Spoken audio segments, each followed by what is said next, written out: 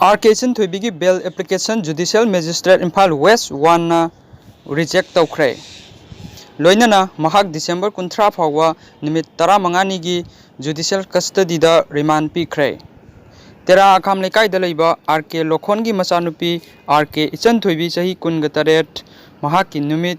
mangani gi police custody matam loikhibaga loinana Imphal police na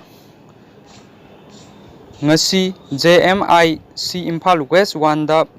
puthokkhibani amasung makha taba investigation gidamak judicial custody remand pinaba police na prayer tawkhi amaromda defense counsel gi maikai dagi remand objection file tawbaga loinana bail da RK Echanthoibi bu thadoknaba prayer tawkhi court na APP amasung defense counsel gi submission sing kupna khanaraba matungda makhatana investigation chathabagi tangai fadaba leibadagi December 13 phawba nimit 15 ni judicial custody da Thajinkhre ningsingba yabadi Chief Minister N Biren gi mai sokpa yaba wahi wata kaya video social media da upload tawkhi haibagi maralda su moto case ama lokhatuna mahak police na haukhiba tha asigi 12 da phagatkhibani